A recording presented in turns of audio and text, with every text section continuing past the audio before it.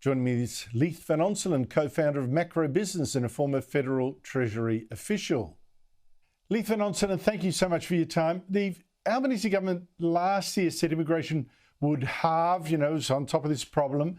But the January figures are a record, more than 55,000 new immigrants, a record for any January.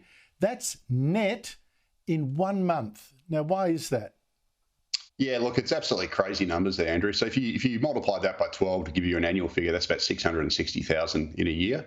It's also the highest January on record. It smashed last year's January, which I think was about 21,000, and that was in a record immigration year, obviously. So basically all indicators now are pointing to the fact that, immigration is going to run well past the Albanese government's projection of 375,000 this financial year. It's not only last week's numbers, but also the national accounts for the December quarter that were released showed that Australia's population grew by 680,000 people last calendar year. And that's up from the 624,000 in the latest official data we had for last financial year. So if anything, mate, immigration is rising, still rising, even now. That is insane. That is just unbelievable. I think for legal immigration, this is probably setting a world record for a Western democracy in terms of percentage of population. Now, is there a clear link between the housing shortage we now have and this incredibly high rate of immigration? Oh, absolutely there is. And anyone who denies it is basically a knucklehead or a liar. So rents fell at the start of the pandemic when immigration turned negative. And obviously we've had rents absolutely explode, up by about 38% since the start of the pandemic after immigration was obviously rebooted to record levels. So, I mentioned before that the population grew by 680,000 last calendar year, according to the ABS. At the same time, ABS data released last week showed that we only added 166,000 net homes to our housing stock. So that means we only added one home per 4.5 new residents last year.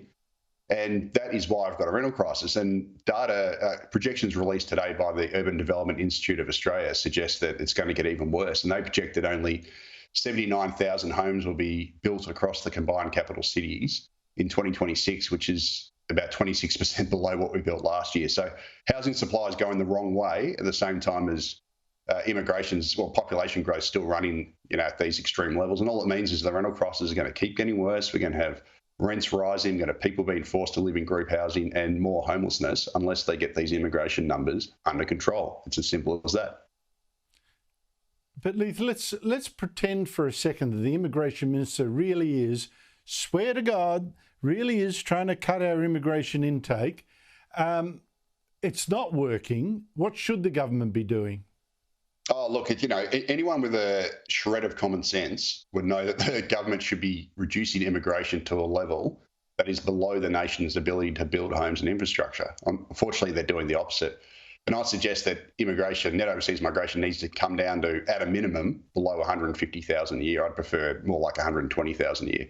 And that would give us ability to actually catch up on the housing shortage and actually ensure that Australians are housed properly and also that we can keep up with this infrastructure. Because the way it's going at the moment, we are a dog chasing its tail economy at the moment. We can't keep up and the situation's just getting worse. Housing, infrastructure, everything, living standards. Yeah, well, what you're suggesting as an ideal rate is still half of what the government claims it wants to cut it to. It wants to halve it to about 250 odd. I mean, way too high. Incredible numbers. Why do you think it isn't doing something effective already to cut immigration? Look, the federal government loves immigration for two reasons. So first of all, it gives it the illusion of growth and that the illusion that the economy has avoided recession. Even though we're all going backwards individually and in per capita terms. The federal Treasury also loves immigration because it boosts the tax receipts. So the federal government collects about 80% of taxes. It collects all the personal income taxes and company taxes.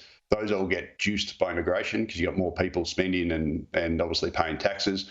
The problem with it is all the costs are then shunted onto the state governments and onto you and I.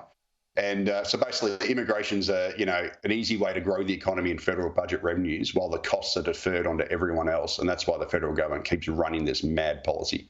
I just find it unbelievable, Leith. I can't wait until it becomes a political issue. And I don't think that's far away now, even though most politicians seem to run from it very, very fast. Leith van Onselen, thank you so much for your time. Thanks, Andrew. Anytime.